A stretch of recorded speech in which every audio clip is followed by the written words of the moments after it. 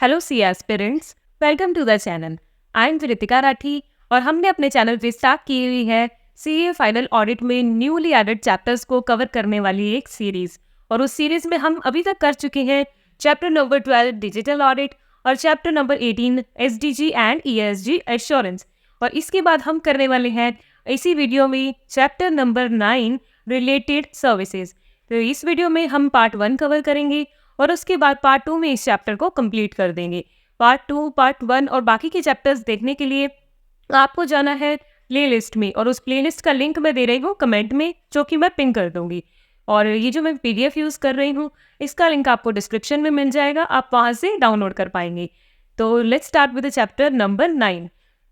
Chapter number 9 को start करने से पहले मैं आपको एक इसका बेस बनाना चाहूँगी आपके दिमाग में, ताकि आपको क्लैरिटी रहे कि आप क्या पढ़ रहे हैं।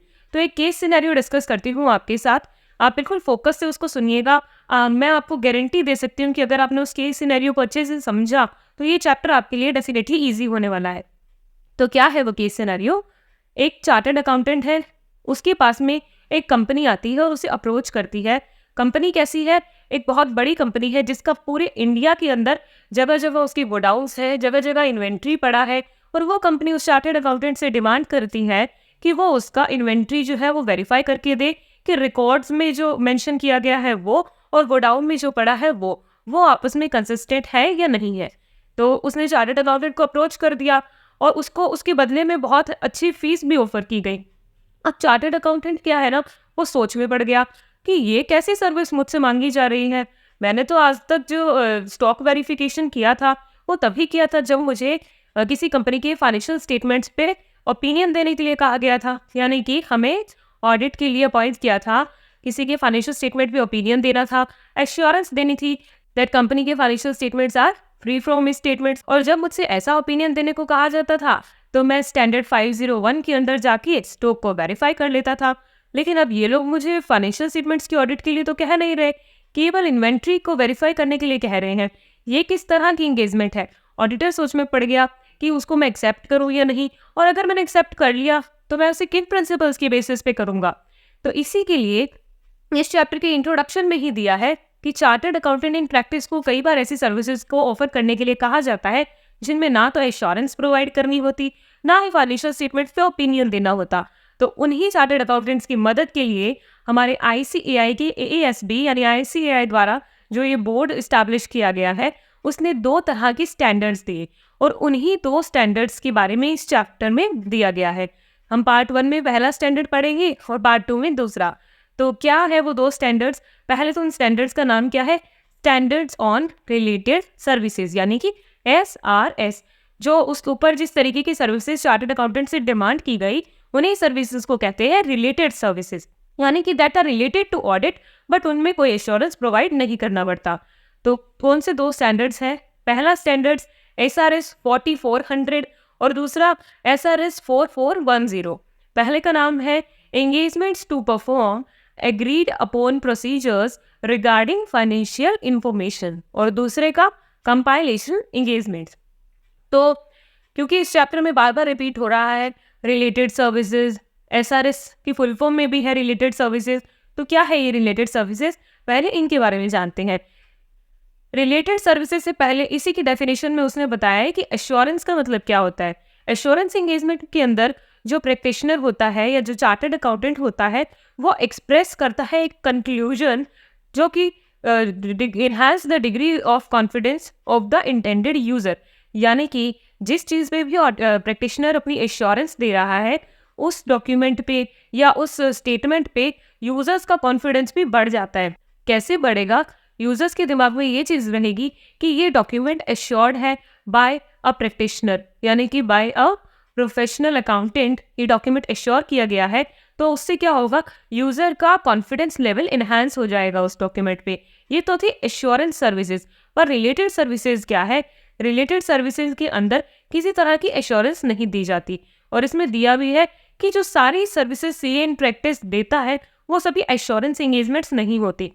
उसके अंदर कुछ ऐसी चीज़ें भी, कुछ ऐसी सर्विसेज भी सीए इन प्रैक्टिस ऑफर करता है जो एश्योरेंस एंगेजमेंट्स ना होकर उससे रिलेटेड सर्विसेज होती है।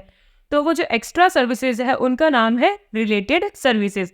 कुछ 3 एग्जाम्पल दिए हैं रिलेटेड सर्विसेज किन्हें किन्हें कंसीडर किया जा सकता है। तो पहली, preparation of tax returns.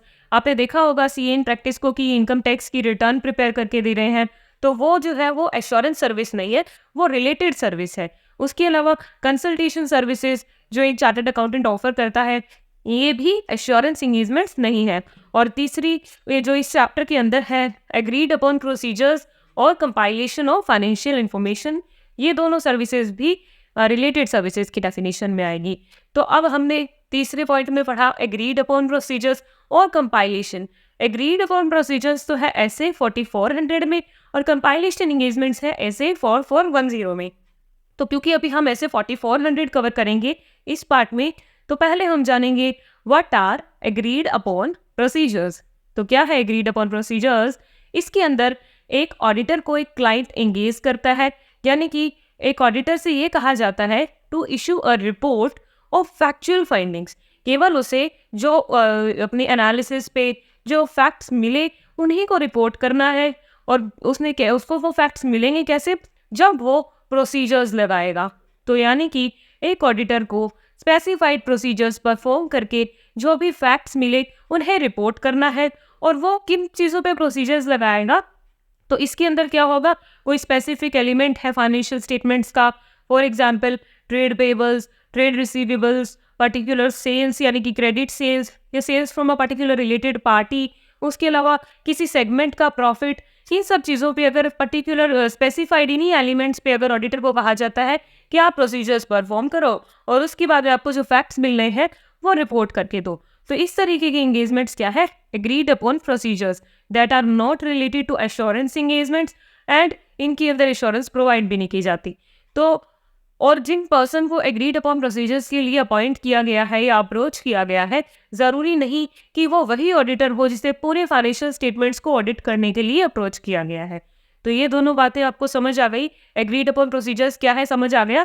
Financial statement की किसी पर्टिकुलर एलिमेंट पे हम रिपोर्ट प्रिपेयर करने को कहते हैं, और रिपोर्ट में भी कोई तरह का एश्योरेंस नहीं चाहिए, केवल फैक्ट्स बताने हैं। तो उसमें अब ये इस SRS को डीपली डिफाइन करेगा। SRS 4400 के बारे में दिया गया है कि ये स्टैंडर्ड जो है किस तरीके की गाइडेंस प्रोवाइड करवाता है।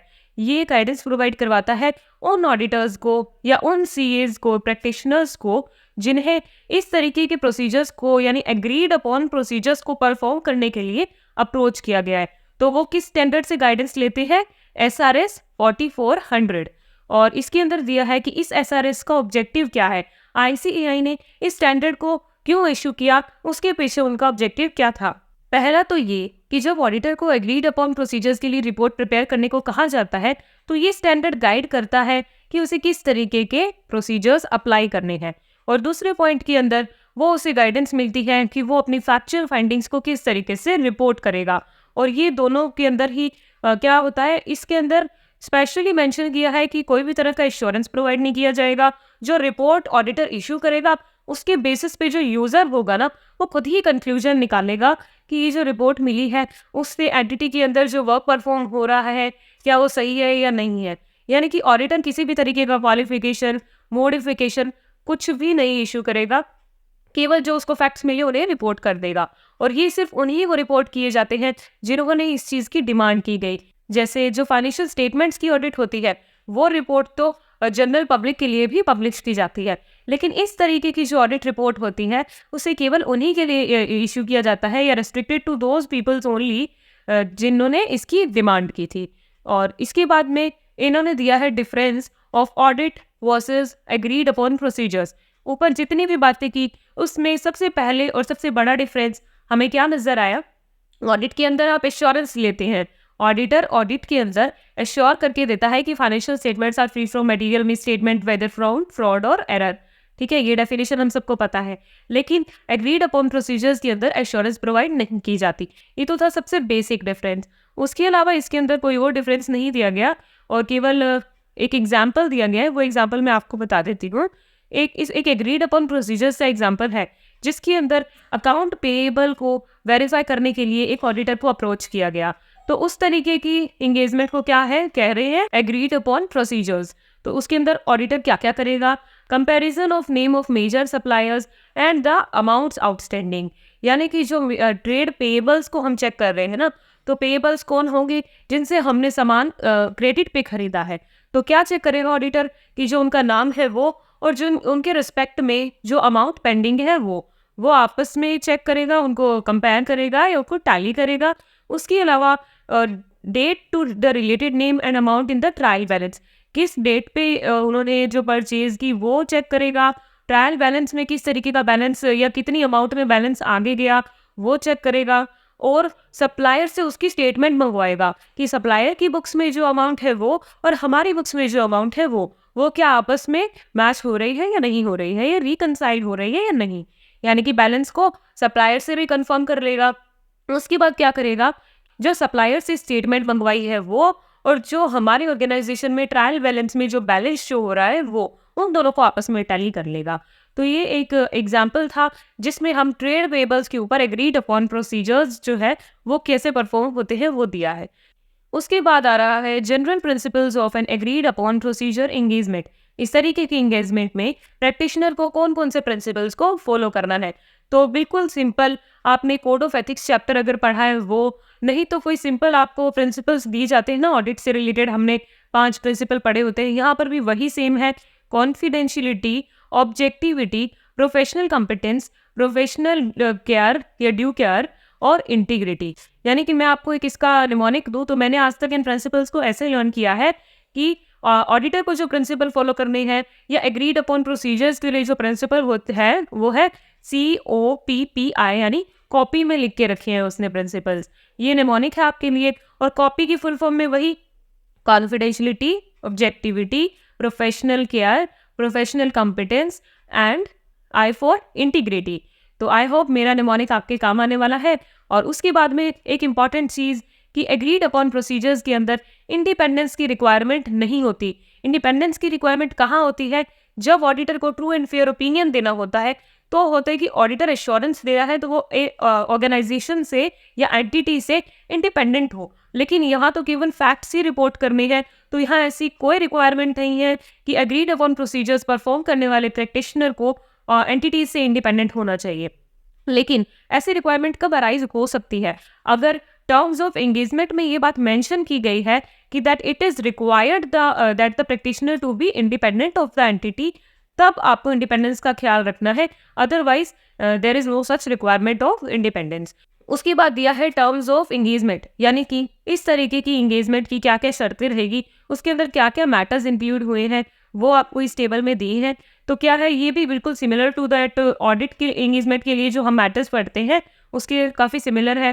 पहला तो ये कि नेचर ऑफ एंगेजमेंट, इस तरह की एंगेजमेंट का नेचर कैसा होगा, प्रोसीजर्स कौन से परफॉर्म किए जाएंगे, और ये चीज़ कंफर्म हो जाए कि किसी तरह का इंश्योरेंस नहीं मिलेगा और ये ऑडिट नहीं है। ये बात सबसे पहले लिखी जाए शर्तों के अंदर, टर्म्स के अंदर ये चीज़ पहले इंक्लूड की जाए that no insurance will be expressed.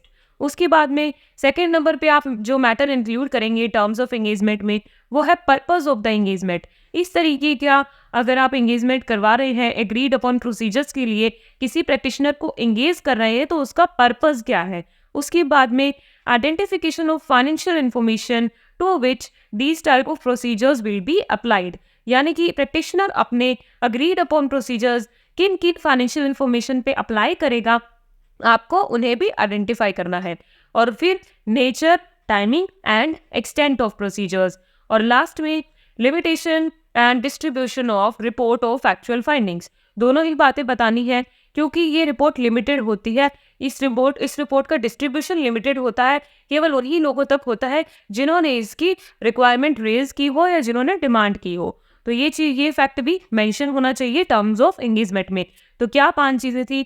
Nature of the engagement, purpose of the engagement, identification of the financial information जिस पे प्रोसीजर्स अप्लाई करने हैं, फिर प्रोसीजर्स का nature, timing and extent, at last limitation and distribution of the report.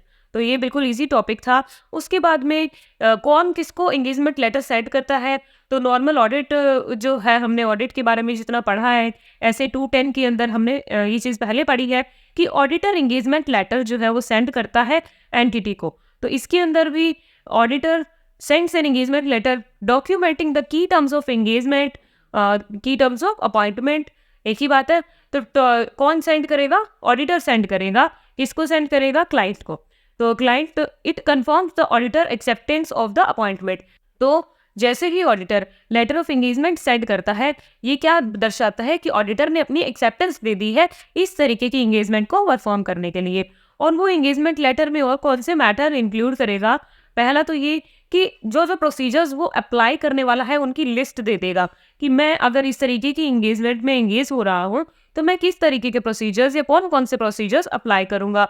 और ये देने के बाद में ये कि एक ऐसी स्टेटमेंट देगा कि जो रिपोर्ट प्रिपेयर होगी उसका डिस्ट्रीब्यूशन है वो रेस्ट्रिक्टेड होगा only to the specified person who has demanded. ये बात इसमें पहले भी बहुत बार आ चुकी है। तो दो बातें ऑडिटर जो है अपने एंगेजमेंट लेटर के अंदर इंक्लूड करेगा। पहली कौन कौन से प्रोसीजर्स परफॉर्म करेगा और दूसरी रिपोर्ट के अंदर वो रिपोर्ट जो है वो केवल उन्हीं को मिलेगी जिन्होंने इस तरीके के प्रोसीजर्स करवाने में एग्री किया है। उसके बाद ऑडिटर ये प्लान करेगा कि उसे जिस काम के लिए इंगेज किया गया है वो इफेक्टिवली परफॉर्म हो जाए।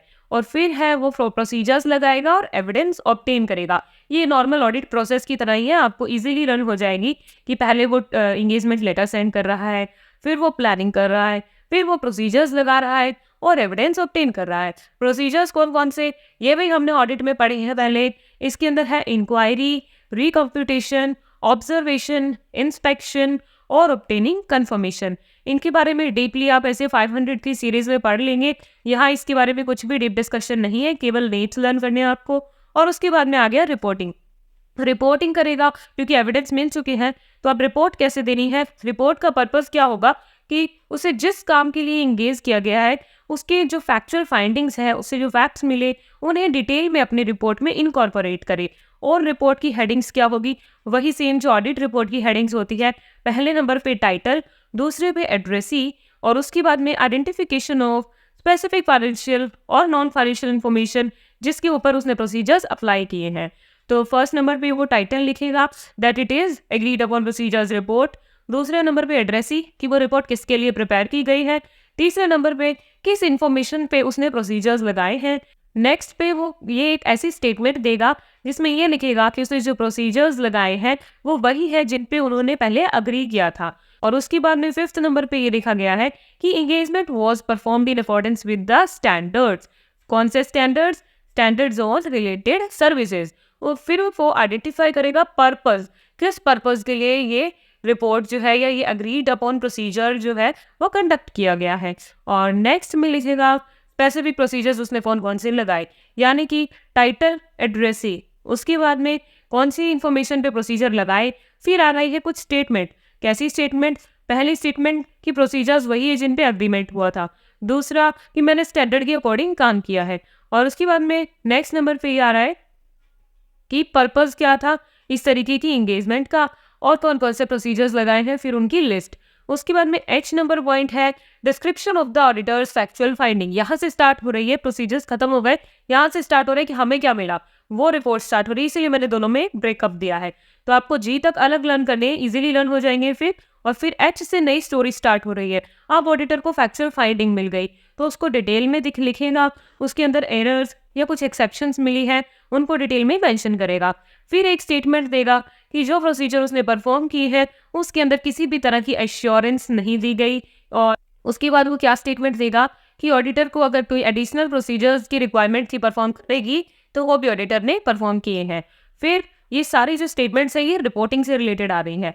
के नंबर पॉइंट के अंदर दिया है कि ऑडिटर ये स्टेटमेंट देगा कि ये जो रिपोर्ट है ये restricted to those who have agreed upon applying such kind of procedures. और उसके बाद में एक स्टेटमेंट देगा कि ये report related to only those elements या अकाउंट आइटम्स या फाइनेंशियल इंफॉर्मेशन जो कि स्पेसिफाई की गई थी। It does not extend to whole financial information या होल फाइनेंशियल स्टेटमेंट्स। तो ऑडिटर को जिसके ऊपर अप्लाई करने को कहा गया था ये रिपोर्ट केवल उसी से रिलेटेड है।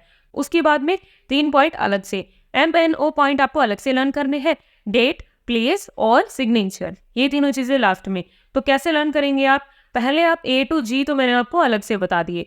उसके बाद H से लेकर G तक रिपोर्ट से रिलेटेड पॉइंट है। और फिर M&O जो है वो है डेट, प्लेस और सिग्नेचर। ऐसे करके आप लर्न कर सकते हैं। और ये लर्न ज़रूर कीजिएगा, क्योंकि ऑडिट रिपोर्ट के जो एलिमेंट्स हैं वो तो एग्जाम में क्वेश्चन आ चुका है, बिल्कुल डिट्टो क्वेश्चन उठा के आता है, और इस क्वेश्चन में आपको मार्क्स भी इधर उधर जाने की कोई संभावना नहीं है अगर आप डिट्टो पॉइंट्स को कोट कर देते हैं इन द रिस्पेक्टिव सीक्वेंस। तो उस ये आप लर्न कीजिएगा। और लास्ट टॉपिक इस वीडियो का है डॉक्यूमेंटेशन। तो डॉक्यूमेंटेशन किन किन चीज़ों का करना है, स्पेसिफिकली यहाँ पे 3 चीज़ें दी गई हैं। पहला ये कि वो चीज़ें डॉक्यूमेंट की जाए जो एविडेंस मिले उसे, अपनी रिपोर्ट में जो उसने फैक्चुअल फाइंडिंग्स दी उन्हें सपोर्ट करने के लिए जो एविडेंस है, एक तो उन्हें डॉक्यूमेंट कर ले, ताकि उसकी फाइंडिंग से अगर कोई क्वेश्चन उठाए तो वो उससे रिलेटेड एविडेंस प्रोवाइड कर सके कि मैंने यहाँ पे ऐसी फाइंडिंग की या ऐसा फैक्ट रिपोर्ट क्यों किया है। दूसरा, इस तरीके की एविडेंस उसके पास होनी चाहिए कि जो एंगेजमेंट के लिए उससे अप्रोच किया गया था वो उसने परफॉर्म की है। और तीसरा, एसआरएस के अकॉर्डिंग परफॉर्म की है एंगेजमेंट, और टर्म्स ऑफ एंगेजमेंट जो पहले डिसाइड हुई थी उसके अकॉर्डिंग परफॉर्म की है। तो 3 चीज़ें कौन कौन सी, कि जो एविडेंस मिले उन्हें डॉक्यूमेंट कर ले, और दूसरा ये डॉक्यूमेंट कर ले that engagement is carried out या एंगेजमेंट वॉज कैरिड आउट, और तीसरा ऐसा डॉक्यूमेंटेशन करे that engagement was carried out according to the standard on related services and as per the terms of engagement previously agreed upon. तो जिन terms पे agree किया उनको उनके अकॉर्डिंग ही आपने परफॉर्म की है एंगेजमेंट, ऐसा भी डॉक्यूमेंटेशन कर ले।